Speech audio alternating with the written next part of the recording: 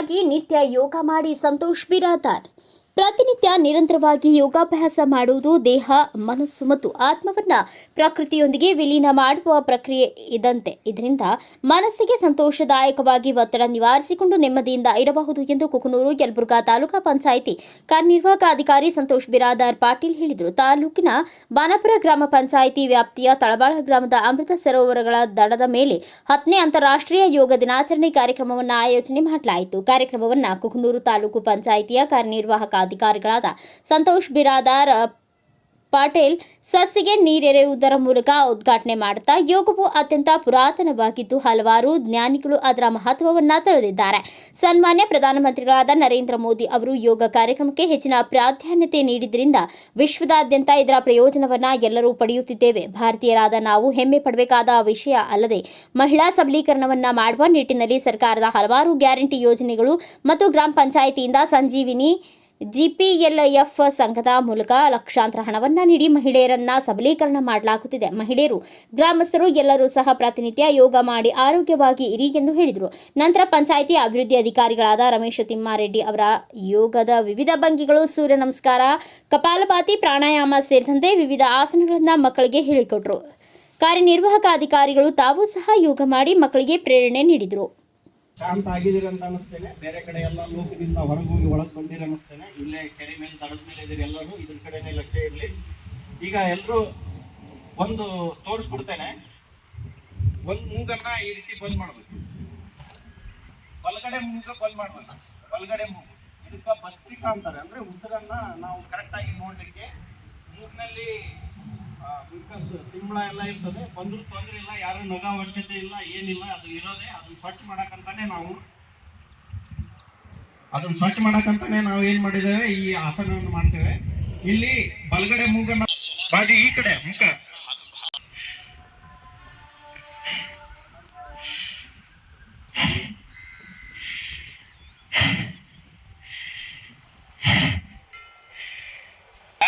ಗಾಳಿ ಯಾವ ರೀತಿ ಉಸಿರು ವ್ಯತ್ಯಾಸ ಗೊತ್ತಾಗುತ್ತೆ. ಈಗ ನಿಮ್ಗೆ ಗೊತ್ತಾಗ್ತಾ ಇದಾಗಿದ್ರೆ ಸ್ವಚ್ಛ ಮಾಡ್ಕೊಳ್ರಿ. ಈಗ ಬಲಗಡೆ ಮೂಗನ್ನ ಬಂದ್ ಮಾಡ್ರಿ.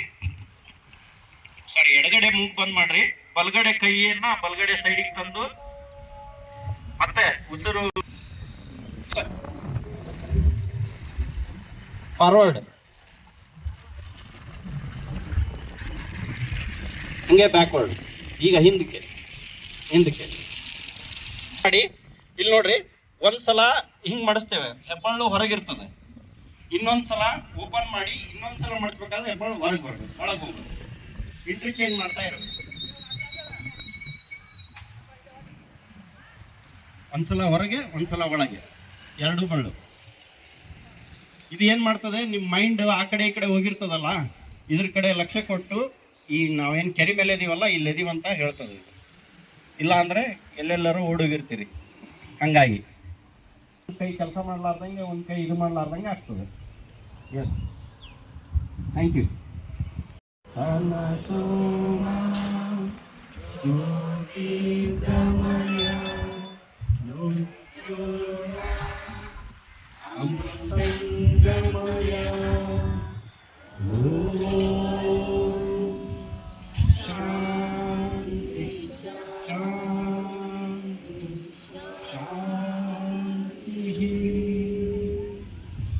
ನಮಸ್ಕಾರ. ಸೊ ಮೊದಲನೇದಾಗಿ 10ನೇ ಅಂತಾರಾಷ್ಟ್ರೀಯ ಯೋಗ ದಿನಾಚರಣೆ ಶುಭಾಶಯಗಳು ಎಲ್ಲರಿಗೆ. ಸೊ ಈ ಒಂದು ಯೋಗ ಶಿಬಿರದಲ್ಲಿ ಉಪಸ್ಥಿತಂಥ ನಮ್ಮ ಗ್ರಾಮ ಪಂಚಾಯಿತಿಯ ಅಧ್ಯಕ್ಷರೇ, ಸರ್ವ ಸದಸ್ಯರೇ, ಪಂಚಾಯಿತಿ ಅಭಿವೃದ್ಧಿ ಅಧಿಕಾರಿಗಳೇ, ಆಶಾ ಮತ್ತು ಅಂಗನವಾಡಿ ಅಧಿಕಾರಿಗಳೇ, ಹಾಗೂ ಎಲ್ಲ ಪಂಚಾಯಿತಿಯ ಸಿಬ್ಬಂದಿಗಳೇ ಮತ್ತು ಇಲ್ಲಿ ಬಂದಂಥ ಎಲ್ಲ ಮುದ್ದು ಮಕ್ಕಳೇ, ಯೋಗ ನಮ್ಮ ಮನಸ್ಸು ಮತ್ತು ನಮ್ಮ ದೇಹ ಇದರದ್ದು ಮಿಲನ ಮಾಡುವಂಥ ಒಂದು ಪ್ರಕ್ರಿಯೆ ಯೋಗ. ಇದು ನಮ್ಮ ಮನಸ್ಸು ಮತ್ತು ದೇಹ ಅಷ್ಟೇ ಅಲ್ಲ, ನಮ್ಮ ಮನಸ್ಸು ದೇಹವನ್ನು ಪ್ರಕೃತಿ ಜೊತೆ ಮಿಲನ ಮಾಡುತ್ತೆ.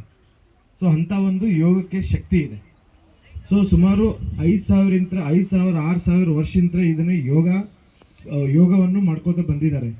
ಸೊ ದೈಹಿಕವಾಗಲಿ, ಮಾನಸಿಕವಾಗಲಿ, ಆಧ್ಯಾತ್ಮಿಕವಾಗಿ ಇದು ಬಲಪಡಿಸುತ್ತೆ. ಇದೊಂದು ಸಾಧಾರಣ ಪ್ರಕ್ರಿಯೆ.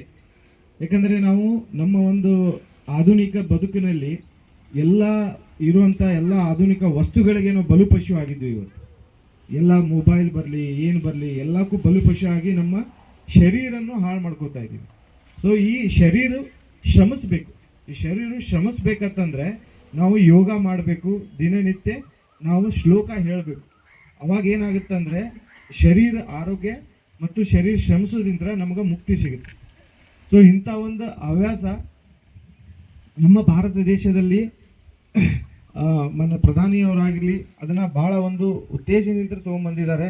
ಅದನ್ನು ಈ ಸಲ ವಿಶೇಷವಾಗಿ ಮಹಿಳೆಯರ ಸಬಲೀಕರಣ ಆಗಲಿ, ಈ ಯೋಗ ಮಾಡೋದ್ರಿಂದ ಮಹಿಳೆಯರ ಸಬಲೀಕರಣ ಆಗಬೇಕಂತೇಳಿ ವಿಶೇಷ ಒಂದು ಟಿಪ್ಪಣಿಯನ್ನು ಇಟ್ಟಿದ್ದಾರೆ ಈ 10ನೇ ಅಂತಾರಾಷ್ಟ್ರೀಯ ಯೋಗ ದಿನಾಚರಣೆಯಂದು. ಸೊ ಇದರಿಂದ ನಾವು ನಮ್ಮ ಯಲಬುರ್ಗಾ ತಾಲೂಕಿನಲ್ಲಿ ಆದಷ್ಟು ಎಲ್ಲ ನಮ್ಮ ಸರ್ಕಾರದ ಗ್ಯಾರಂಟಿ ಸ್ಕೀಮ್ಸ್ ಇರ್ಬೋದು, ಎಲ್ಲ ನಮ್ಮ ಸ್ವಸಹಾಯ ಗುಂಪು ಮಹಿಳೆಯರಿಗೆ ನಾವು ಕೊಡುವಂಥ ಒಂದೆಲ್ಲ ಅನುಕೂಲತೆ ಇರ್ಬೋದು, ನಮ್ಮ ಪಂಚಾಯತ್ ರಾಜ್ ಇಲಾಖೆಯಿಂದ ಮಾಡುವಂಥ ಎಲ್ಲ ಒಂದು ಅನುಕೂಲತೆ ಇರ್ಬೋದು, ಎಲ್ಲನೂ ಮಹಿಳೆಯರಿಗೆ ಸಬಲೀಕರಣ ಆಗುವಂಥ ಒಂದು ದೃಷ್ಟಿಕೋನದಲ್ಲಿ ನಾವು ಮಾಡ್ತಾ ಇದ್ದೀವಿ. ಸೊ ಏಕೆಂದರೆ ನಾವು ಮಾನಸಿಕವಾಗಿ ಸದೃಢ ಇರಲಿಲ್ಲ ಅಂದರೆ ನಮ್ಮ ದೇಹ ಇರುವಂಥ ಎಲ್ಲ ರೋಗಗಳು ನಮ್ಗೆ ಅಂಟ್ಕೊಳ್ಳೋಕೆ ಸ್ಟಾರ್ಟ್ ಆಗುತ್ತೆ. ನಮ್ಮ ಅಮೇರಿಕಾ ದೇಶದಲ್ಲಿ ಈ ಮಾನಸಿಕ ಒತ್ತಡವನ್ನು ತಡೆಯಲು ಆ್ಯಕ್ಚುಲಿ ನಮ್ಮ GDP ಎಷ್ಟಿದೆಯಲ್ಲ ಅಷ್ಟೊಂದು ಸಂಶೋಧನೆಗೆ ಅವರು ದುಡ್ಡು ಖರ್ಚು ಮಾಡ್ತಾ ಇದ್ದಾರೆ. ಬಟ್ ಇವತ್ತು ಅವ್ರಿಗೂ ಗೊತ್ತಾಗಿದೆ ಇದು ಯಾವುದೋ ಒಂದು ಸಂಶೋಧನೆ ಮಾಡೋದ್ರಿಂದ ನಮ್ಮ ಮಾನಸಿಕ ಒತ್ತಡ ಕಮ್ಮಿ ಆಗಲ್ಲ, ಇದು ಯೋಗ ಮತ್ತು ಪ್ರಾಣಾಯಾಮ ಮಾಡೋದ್ರಿಂದ ಮಾತ್ರ ಕಮ್ಮಿ ಆಗುತ್ತೆ ಅಂತೇಳಿ ಅವ್ರಿಗೂ ಗೊತ್ತಾಗಿದೆ. ಸೊ ಹೀಗಾಗಿ ಇಡೀ ಜಗತ್ತಲ್ಲಿ ಇದು ಯೋಗ, ಎಲ್ಲರೂ ಯೋಗವನ್ನು ಮಾಡ್ತಾ ಇದ್ದಾರೆ.